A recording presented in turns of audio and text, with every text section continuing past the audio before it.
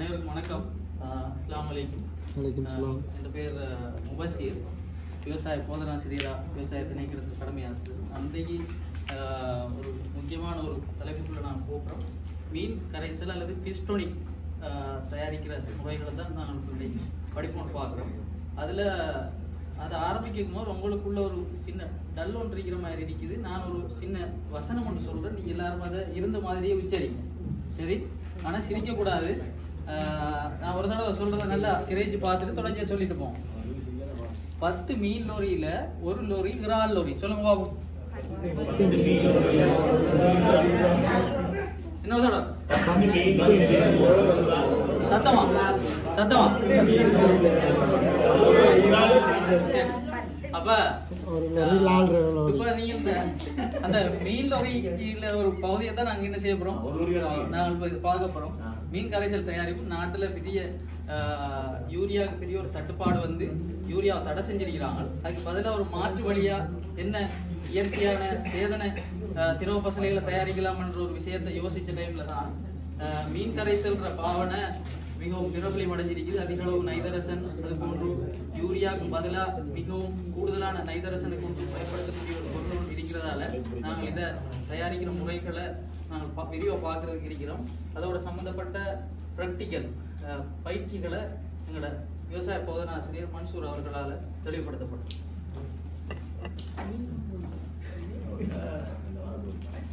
அனைவருக்கும் அஸ்ஸலாமு அலைக்கும், வணக்கம். ஐபுவான். இன்று நாங்கள் மீன் கரைசல் எவ்வாறு தயாரிக்கலாம் என்று பார்ப்போம். உங்களுக்கு தெரியுமா மீன் கரைசல் தயாரிக்கிற முறைகள்? தெரியாதா? அப்ப நாங்க அதை வந்து அறிஞ்சு கொள்றது நல்லவா நல்லம் இல்லையா? நல்ல. அப்ப நாங்க இன்றைக்கு மீன் கரைசல் எவ்வாறு தயாரிக்கலாம் என்று சொல்லி ஒரு முறை பார்ப்போம். என்ன அதுக்கு தேவையான பொருட்கள் வந்து மீன் எங்களுக்கு தேவை, சரியா? இப்போ நாங்கள் வந்து மீன் அடுத்தது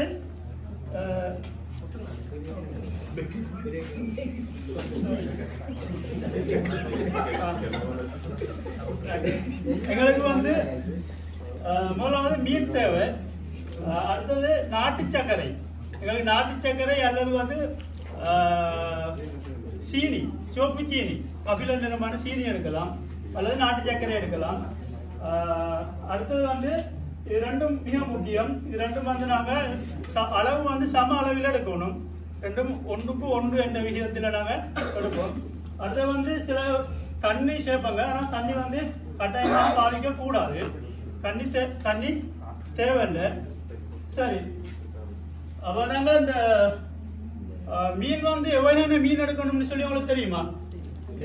தெரியாது. அப்போ மீன் வந்து நாங்க எந்த வகையான மீனும் எடுக்கலாம், ஆனா கூடுதலாக அந்த சதை பற்றான மீனும் இரத்தம் கூடிய மீனையும் தெரிவு செய்யறது மிகவும் பொருத்தமானது. அந்த வகையில வந்து நாங்க அதாவது கடல் மீன், நாட்டு மீன் எந்த மீனும் வந்து பொருத்தம். அதோட வந்து நாங்க நாட்டு சர்க்கரை, சரியா?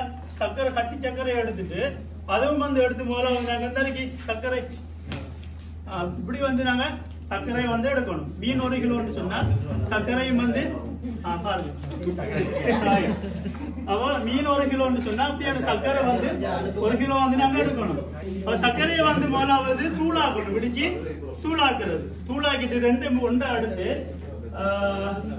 நாங்க இப்படியான ஒரு மூடிய பாத்திரம் ஒன்று எடுக்கணும். மூடி உள்ள பாத்திரம் ஒன்று, சரியா? இப்படி மூடி உள்ள பாத்திரம் ஒன்று எடுத்துட்டு இதுக்குள்ள வந்து நாங்க முதலாவது மீனை சிறிய சிறிய பகுதிகளாக வெட்ட வேண்டும். வெட்டி அதை வந்து நாங்க முதலாவது மீன் இதுக்குள்ள சேர்க்கிறது.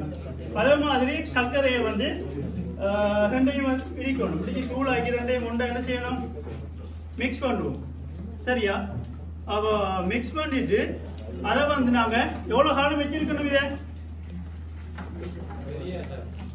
இதை சரியான்னு சொல்லிட்டீங்க.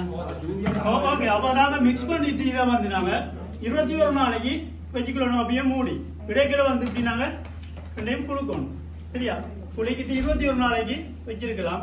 வச்சிருந்த அதுக்கு பிறகு வந்து நாங்க அதை வந்து 1 லிட்டர் தண்ணிக்கு 4 மில்லிலிட்டர் இதுல மீன் அமிலம், மீன் கரைசலை பாவிக்கலாம், கலந்து தாவரங்களுக்கு விசிறலாம். இது என்ன வகையான தாவரங்களுக்கு விசிறலாம் தெரியுமா? எல்லா வகையான தாவரங்களுக்கும் பூக்கும் பருவத்துல விசிறினா எங்களுக்கு வந்து அதுல பல நன்மைகள் கிடைக்கிறது. பாத்தீங்கன்னு சொன்னா முதலாவது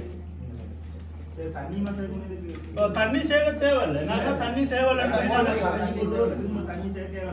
இல்ல, தண்ணி தேவையில்லை. நாங்க ரெண்டையும் ஒன்றா சேர்த்து மிக்ஸ் பண்ணிட்டு ஒவ்வொரு நாளும் மிக்ஸ் பண்ணிட்டு அப்படியே குளிக்க வைக்கும்.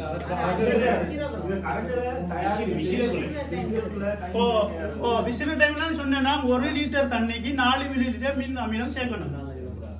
சரியா? ஓகே. அப்ப இதுல நன்மைகள் பார்த்தோம்னு சொன்னா இது வந்து தாவர ஊக்கியாக செயல்படும். அடுத்த பூ உதிர்வதை வந்து தடுக்கும். அடுத்து வந்து இதுல நைட்ரஜன் கூடுதலாக இருக்கு. அப்போ அமினோ அமிலங்கள் இருக்கு. அப்போ நைட்ரஜன் வந்து தேவை பூர்த்தி செய்யப்படும். அடுத்து வந்து ஜிபரலிக் அமிலம் இதுல மீன் கரைசல்ல காணப்படுவது. இது வந்து பூத்தலை என்ன செய்யும்? தூண்டும். அடுத்து அது பொட்டாசியம் இதுல காணப்படும் பனிப்பொருட்கள் காணப்படுவது. அடுத்து அதை பூக்குற வீதத்தை வந்து என்ன செய்யும்? அது பொட்டாசியம் இருக்கிறதால தூண்டுமே. அப்ப இப்படியான நன்மைகளை வந்து நாங்க தொடர்ச்சியா வந்து பெற்றுக்கொள்ளலாம். இது சம்பந்தமா உங்களுக்கு வேற ஏதாவது இருக்கா? டவுட்கள்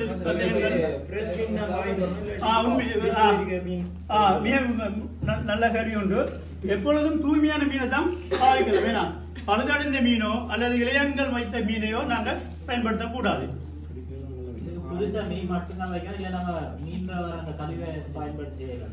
மீன்ல வர கழிவுகள் சொன்னா அதுல வந்து கூடுதலா வந்து நல்ல குடல் நான் பாவிக்கலாம். ஆனா அதிக அளவு குடலை தவிர்த்து கொள்றது நல்ல. மீன் தலைகள் அதுல இருந்து வர கழிவுகளை பயன்படுத்தலாம்.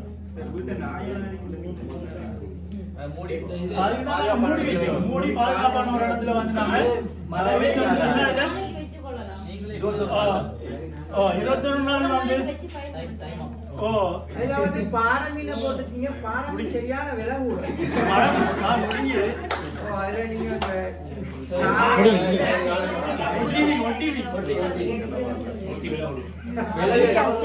we will answer personally, then you can finish. You can. சொல்லுங்க கேள்விகளுக்கு நம்ம எல்லாத்தையும் தனிப்பட்ட முறையில்